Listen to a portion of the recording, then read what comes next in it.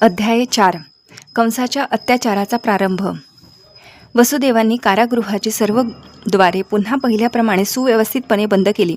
आता पहारेकऱ्यांना जाग आली आणि त्यांना नुकत्याच जन्मलेल्या बालकाच्या रडण्याचा ध्वनी ऐकू आला. कंस बालकाच्या जन्माची वार्ता ऐकण्याची वाटच पाहत होता. पहारेकरी त्वरित कंसाकडे धावत गेले आणि त्यांनी बालकाचा जन्म झाल्याची वार्ता त्याला कळविली. ती वार्ता ऐकताच कंस ताडकन शय्येवरून उठला आणि ओरडला, माझ्या जीवनाचा क्रूर अंत आता जन्मला. कंस भयभीतही झाला, कारण त्याचा मृत्यू समीप येत होता. त्याच्या डोक्यावरचे केस अस्ताव्यस्त झाले. तो तत्काळ बालकाच्या जन्मस्थानाकडे निघाला. आपला बंधू कंस आपल्याकडे येत असल्याचे पाहून देवकीने अतिशय कळवळीने त्याला याचना केली. प्रिय दादा, अरे ही कन्या आहे, तू तिला मारू नकोस रे. ही कन्या तुझ्या पुत्राची अर्धांगिनी होईल, याचे मी तुला वचन देते. तू तिला ठार मारू नकोस. तुला कोणत्याही स्त्री बालकांकडून संकट नाही. तसा आकाशवाणीचा संदेश होता. पुरुष बालकाकडून तुझा वध होणार आहे असे आकाशवाणीने म्हटले होते, आणि म्हणून तू या कन्येला ठार करू नकोस. दादा, तू आतापर्यंत माझी नुकतीच जन्मलेली सूर्यासारखी तेजस्वी अनेक बालके मारलीस. अर्थात त्यात तुझा दोष नाही. तुला तुझ्या आसुरी प्रवृत्तीच्या अनुचरांनी तसा परामर्श दिला आहे, परंतु या मुलीला जीवदान देण्याविषयी मी तुझ्याकडे पदर पसरते. तिला माझी पुत्री म्हणून जगू दे. कंस फार क्रूर होता.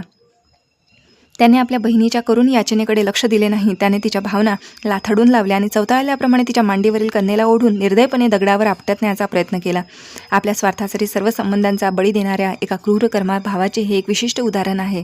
मात्र ती कन्या त्याच्या कठोर हातातून निसटली आणि आकाशात गेली. ती 8 भुजा धारण करून विष्णूची अनुजा म्हणून प्रकट झाली.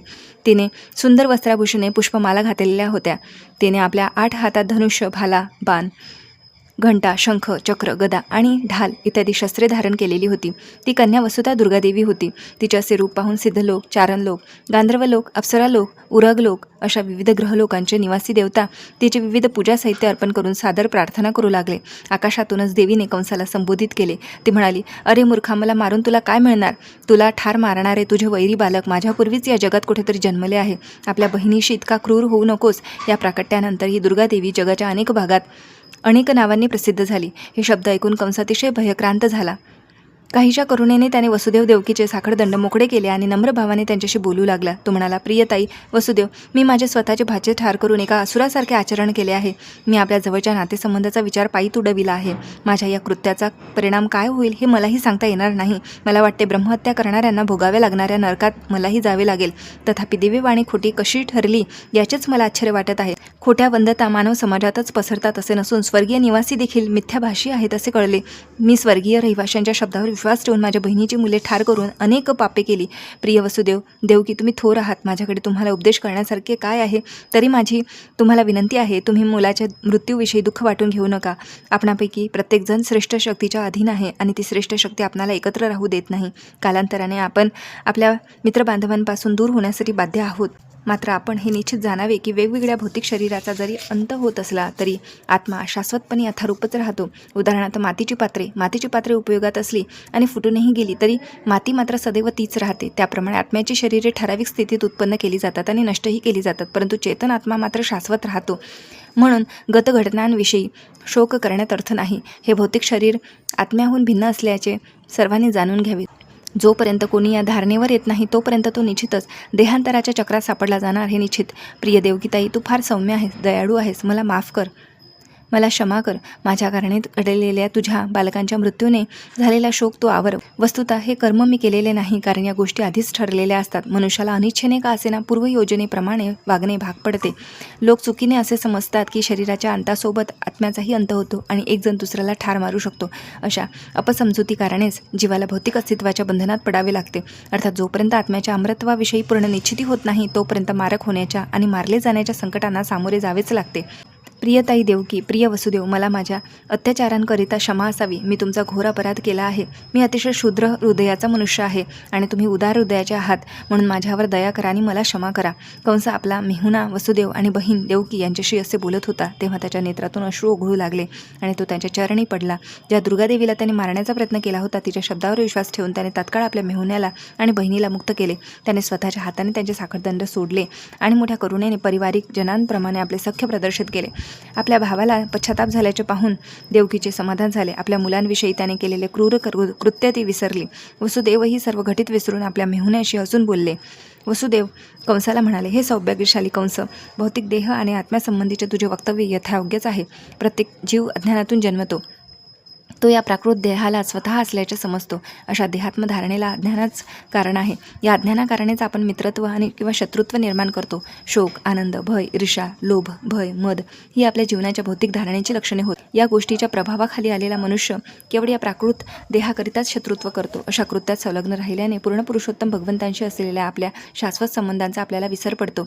वसुदेवाने कंसाला सुचलेल्या सदिच्छेची संधी साधून त्याला सांगितले की त्याच्या नास्तिक प्रवृत्तीला त्याच्या जीवनाविषयी देह हाच आत्मा आहे हा भ्रामक दृष्टिकोनच कारण होता.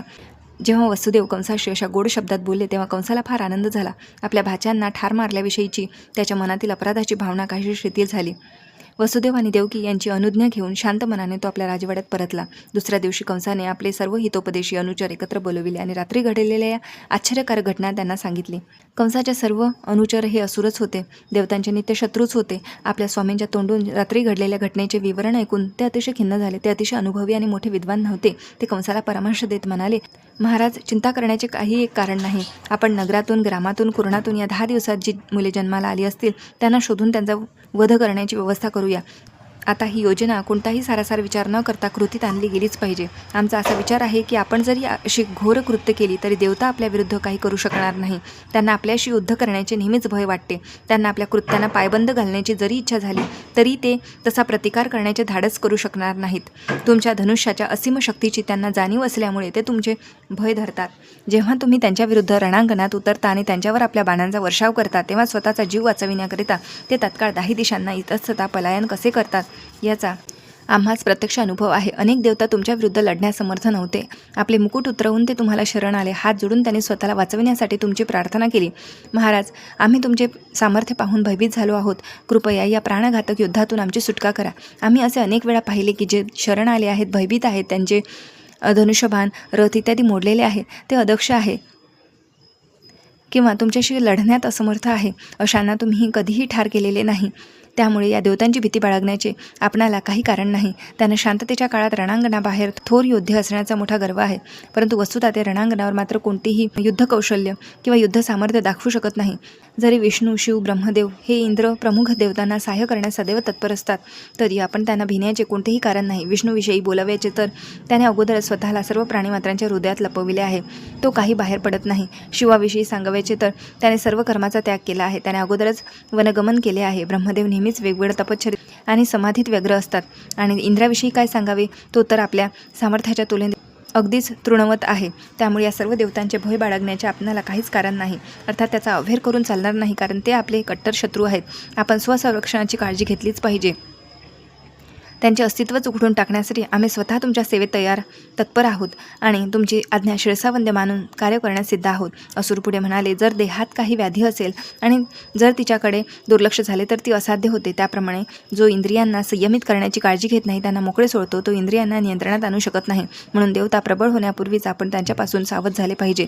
विष्णू देवतांच्या सामर्थ्याचा आधार आहे, कारण सर्वच धर्मतत्वांचे उद्दिष्ट, अंतिम उद्दिष्ट त्याला प्रसन्न करणे हेच आहे. वेदाज्ञा, ब्राह्मण, गायी, तप, यज्ञ, याग, दान, धर्म, संपत्तीचे वाटप असे सर्व काही विष्णूच्या प्रसन्नतेकरिताच आहे.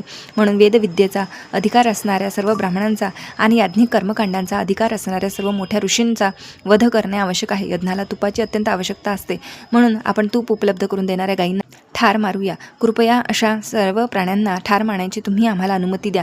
ब्राह्मण, गायी, वैदिक ज्ञान, तप, सत्य, विवेक, मनोनिग्रह, प्रामाणिकपणा, दान, सहनशीलता आणि यज्ञ हे भगवान विष्णूंच्या दिव्य शरीराचे अवयव आहे.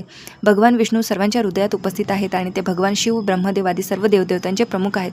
आमचा असा विचार आहे की विष्णूला ठार करायचा झाल्यास मोठमोठ्या ऋषींचा आणि ब्राह्मणांचा छळ केला पाहिजे. कंसाच्या मंत्र्यांनी परामर्श दिला. अशा रीतीने मंत्र्यांच्या सांगण्यावरून मूलतःच महादुष्ट असलेल्या कंसाने विनाशकारी शाश्वत काळाच्या पाशबंधनात सापडून ब्राह्मण आणि वैष्णवांचा छळ करण्याची योजना आखली. त्याप्रमाणे त्याने सर्व साधू सज्जनांचा छळ करण्याची असुरांना आज्ञा केली आणि तो राजवाड्यात परतला.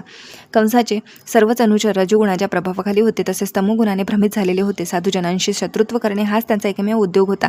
अशी कृत्ये केवळ आयुष्य घटविणारी असतात. असुरांनी ही क्रूर प्रक्रिया लवकरच आचरणात आणली आणि आपल्या मृत्यूला लवकरात लवकर पाचारण केले.